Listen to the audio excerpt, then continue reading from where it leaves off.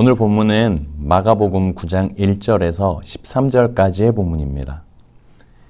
흔히 변화산 사건이라고 하는 부분으로서 예수님께서 자신의 제자 베드로와 야고보, 요한을 데리고 한 산에 올라가셔서 빛나는 흰 옷을 입으신 모습으로 변화되시고 엘리야와 모세를 만나시면서 구름 가운데 하나님이 말씀하시는 이는 내 사랑하는 아들이니 너희는 그의 말을 들으라 하시는 음성을 듣고 내려오는 사건을 기록한 본문입니다. 앞에 8장에서 베드로가 예수님을 그리스도로 고백하고 예수님께서는 그들의 기대와는 다르게 당신께서 받으실 고난에 대해서 공표하셨습니다. 그리고 8장 27절부터 9장 1절까지 주님께서 거룩한 천사들과 함께 아버지의 영광 중에 오실 때에 임할 심판에 대해 경고하셨습니다.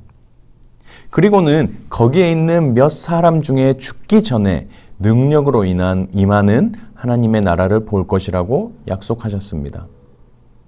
오늘 본문인 이 변화산 사건은 이 일이 있은 후에 엿새 후에 일어나며 예수님의 고난에 대한 선언과 약속하신 부활의 영광을 미리 맛봄으로 연결이 됩니다. 흰옷은 부활에서 의로운 자를 나타내는 것입니다. 하나님께서 의롭다 여겨주시는 것 혹은 의롭다 여김 받은 사람에 대해서 말하는 것이죠. 예수님의 옷으로부터 발산되는 이 흰 광채는 부활을 언급합니다.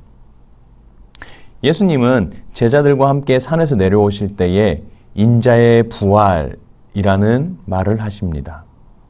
변화산 사건은 예수님께서 받으실 고난이 그의 영광과 조화되는 것임을 증거하는 역할을 합니다.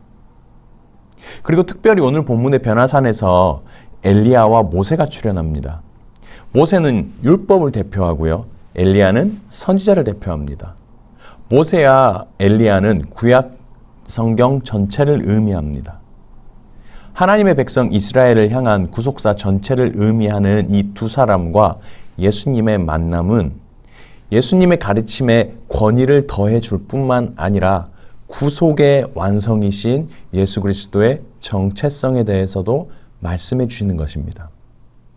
7절에 또 구름이 와서 그들을 덮고 구름 속에서 소리가 나되 이는 내 사랑하는 아들이니 너희는 그의 말을 들으라 하는지라라는 말씀 역시 이러한 설명에 힘을 실어줍니다.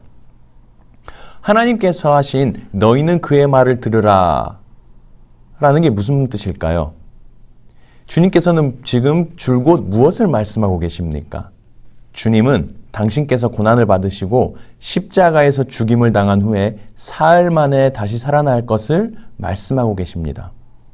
그러니까 이 땅에서의 가치와 제자들이 원하는 그리스도상, 사람들이 원하는 그리스도상과 달리 그런 것에 신경 쓰지 말고 십자가와 고난을 통해서 부활하신 주님, 광채의 옷을 입으신 주님을 통해 하나님께서 지금 우리에게 요구하시는 것이 희생과 헌신과 충성과 섬김임을 또한 그 진정한 의미가 무엇임에 대해서 깨닫기 원하신다는 것을 말씀하고 계십니다.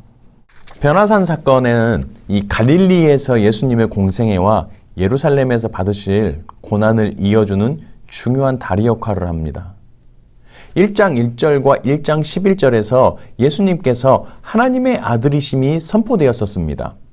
그 후에 빠르게 전개되는 일련의 사건들 속에서 예수님의 초자연적인 권능과 더러운 귀신들이 두려워하면서 예수님을 하나님의 아들로 인정한 것을 엿볼 수 있었습니다. 이 마가복음의 처음 8장에서 예수님은 마귀와 질병과 비판자들과 자연의 모든 대적들에 대해서 승리하셨습니다.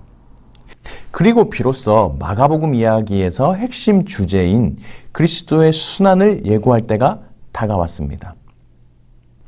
대부분의 사람들은 죽음에 관해서 얘기하면 패배와 사명의 실패에 대해서 생각하게 됩니다. 그래서 예수님께서는 여전히 하나님의 구속사의 대리자 혹은 하나님의 아들임을 설득력 있고 극적으로 보여주는 본문이 필요했습니다. 그게 바로 오늘 우리가 읽은 변화산 사건입니다. 변화산 사건은 이러한 목적에 기여하는데요. 이 사건은 마가복음을 읽는 우리가 예수님께서 죽어야 하는 것이, 십자가에 돌아가셔야 하는 것이 하나님의 은총을 잃었기 때문이 아니라 십자가가 하나님의 뜻임을 확인해 주기 위한 것이었습니다. 십자가의 고난은요, 예수님의 사명과 목적이 달라진 것을 얘기하는 것이 아니었습니다. 예수님이 세례 후에나 순환 후에나 하나님은 항상 예수님과 함께 계시며 하나님의 아들이심을 천명하고 계셨습니다. 예수님의 부활과 하나님의 나라의 권능에 대한 이 전조인 변화산 사건은 9절에 제자들에게 요청하신 것처럼 예수님의 부활 후에야 선포하게 되어 있었습니다. 그리고 이 부분들은 제자들에게 곰곰이 생각할 거리를 만들어 주었습니다. 제자들은 여전히 왜 예수님께서 고난을 당하셔야 하는지, 왜 죽으셔야 하는지에 대해서 알지 못했습니다. 근데 11절을 보면 그들은 단지 이 부활이 언제 일어나는 것인지에 대해서만 궁금해했던 것 같습니다. 어찌하여 서기관들이 엘리야가 먼저 와야 하리라 하나이까 하는 이 제자들의 질문을 계기로 예수님은 서기관들의 견해를 교정해 주실 이 기회를 가지게 됩니다. 예수님은 성경의 약속들과 세례 요한의 운명에 비추어서 해석해 주는 것을 통해 그러한 교정을 수행하십니다. 예수님의 변모는 제자들에게 예수께서 하나님의 나라의 온전한 권능으로 오실 때의 영광을 얼핏 볼 수 있게 해주었습니다. 그러나 제자들은 그러한 꿈이 실현되기 전에 예수님께서 먼저 고난을 당하셔야 한다는 이야기를 듣습니다.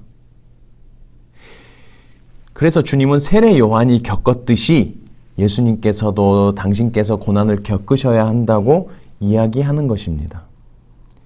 그리고 예수께서 살아나실 때에 제자들은 주님의 메시아적인 정체성을 함께 선포할 수 있고 하나님 나라의 완성을 기대할 수 있음을 알려줍니다. 오늘 본문 변화산 사건은 이러한 내용의 핵심을 가지고 이해하면 좋은 본문입니다. 오늘은 이상으로 마치겠습니다. 감사합니다.